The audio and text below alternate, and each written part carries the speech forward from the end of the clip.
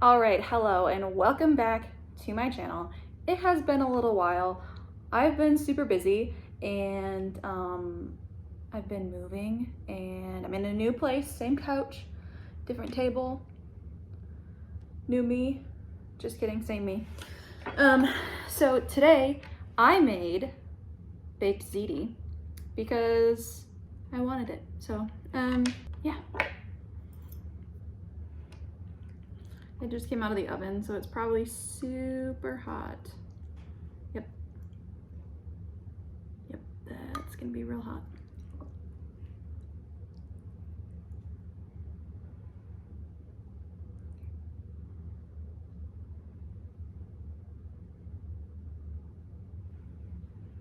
It's got a good amount of cheese on it, which is good. I layered it. Bougie.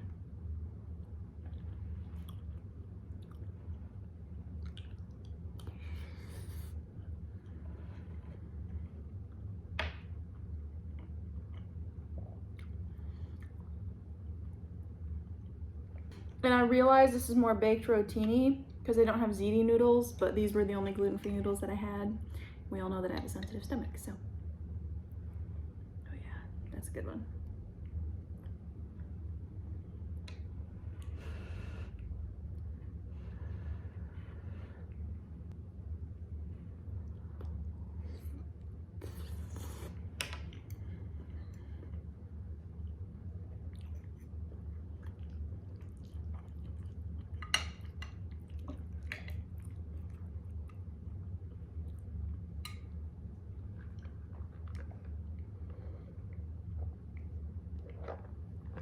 My cup has pumpkins on it because it's almost Halloween. All right. So today we're going to be talking about I guess you could call it like a fact or cap serial killer. There's like some speculation around whether or not this person actually did exist. So what does cap even stand for? Like, what is that short for? Fact or cap?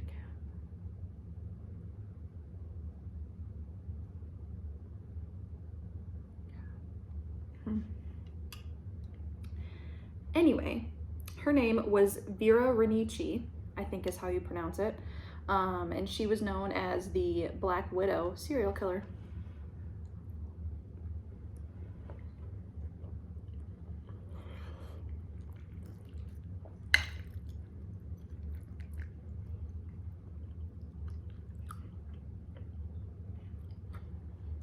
So this took place in Yugoslavia in the 1920s. So Vera was born in the early 1900s. There's not really an exact date. Some people say 1903 and then other people say it has to be a little bit later into the 1900s, but whatever. All throughout her life, she was kind of like boy crazed. This is how her friends would describe it. Like when she was 15, she would run off with all like, you know, different boyfriends every week, but like her boyfriends were significantly older than her, so it was like kind of her thing.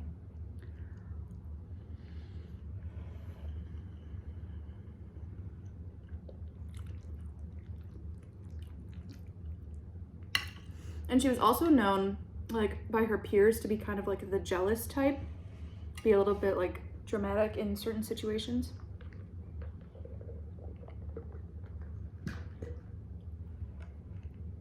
So Vera, she was in her 20s when she got married to this man who was like significantly older than her. And he was a banker. His name was, I think it was Carl? Anyway, he was a banker. But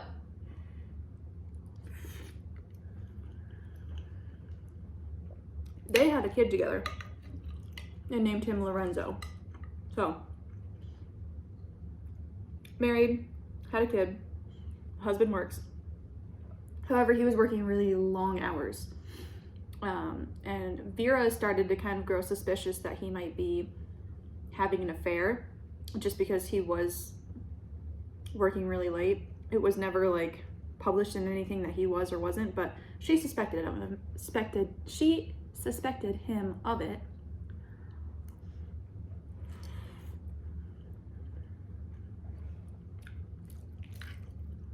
So naturally she poisons him, and then tells all of her family members that he was unfaithful and kind of like just ran off.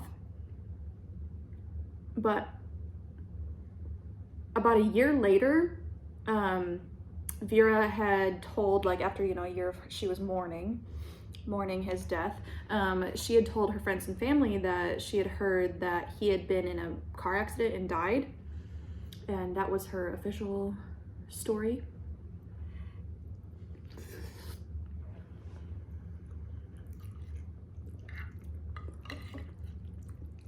Not long after, she got married again.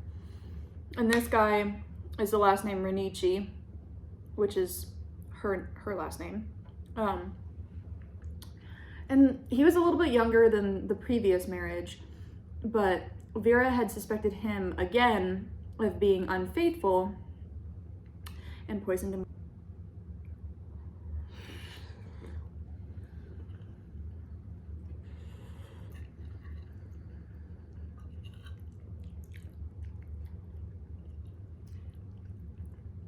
So Vera never remarried. However, and the story to that, him going missing, she claimed that like he was also unfaithful and left her, and then like a year later she got a message from him, like a letter saying that he didn't want to be with her anymore, yada yada. That's what happened with him. And so Vera continued to date, never remarried, like I said.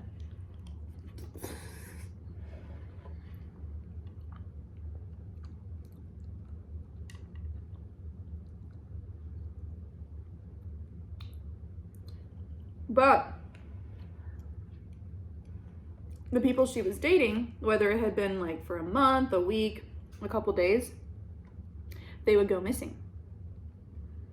And every time she was questioned about this disappearance, she was like, I don't know. They said that they were unfaithful or whatever. They didn't want to be with me anymore, and they left. That was what she told the cops every single time.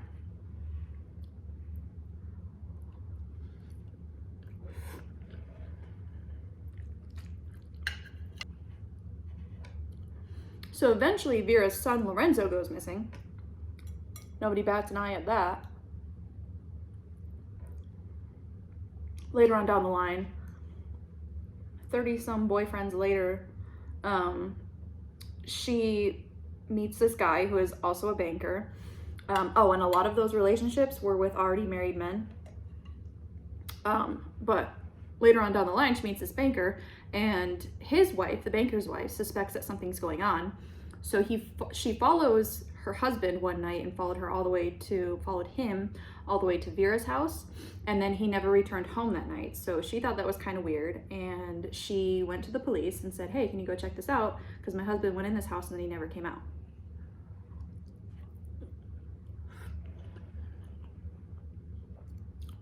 So the cops went to question Vera, and she said, yes, I was having an affair with this man, but he said that he didn't want to be with me because of whatever reason. Like, he just didn't want to be unfaithful to his wife anymore, decided to leave.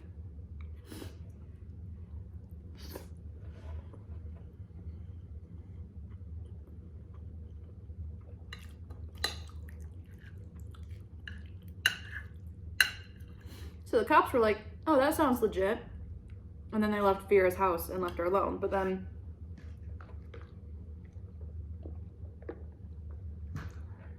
the banker's wife, I think, found proof that they were together, that he had been there that night or something.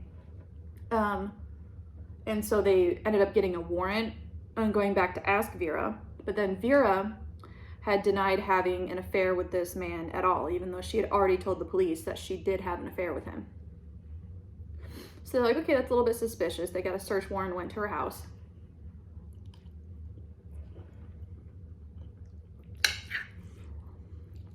They went downstairs, found a locked cellar, and inside of it, they found 32 bodies.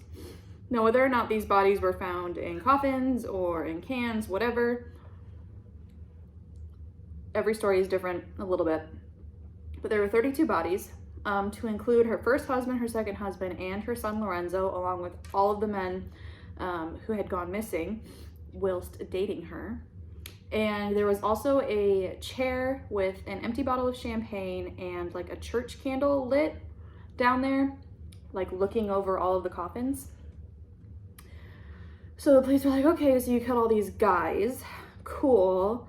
We're gonna put you on trial. However, at the time in Yugoslavia, there was no death penalty for women, so she ended up getting life in jail.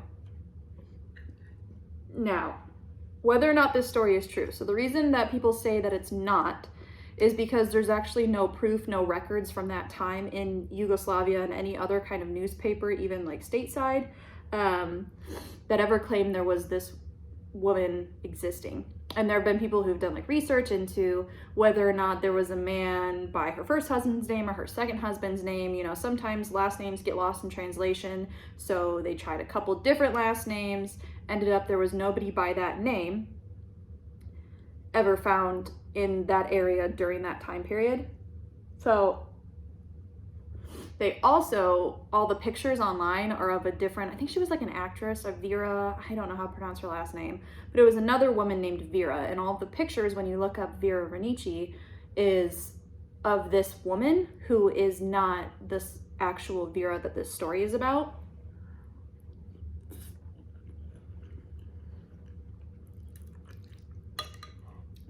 There's also no like police reports, there's no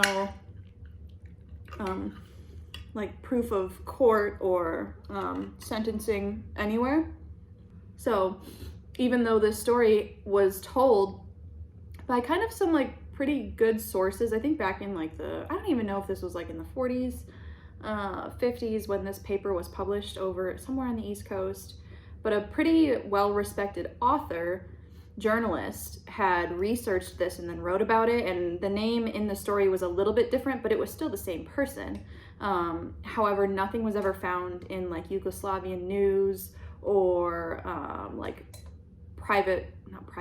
public records to confirm or deny whether or not this person actually existed. So I personally don't think that it was real, just because based off of all the research that people have done, to me, it seems kind of like an old wives' tale. Maybe it was based off of somebody or something, but maybe not to that extent, that actually all of the, like maybe not that dramatic of events happened.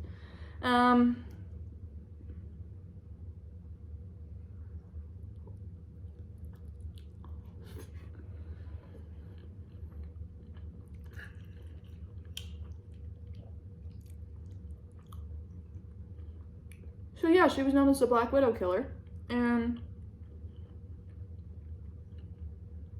she may or may not be real.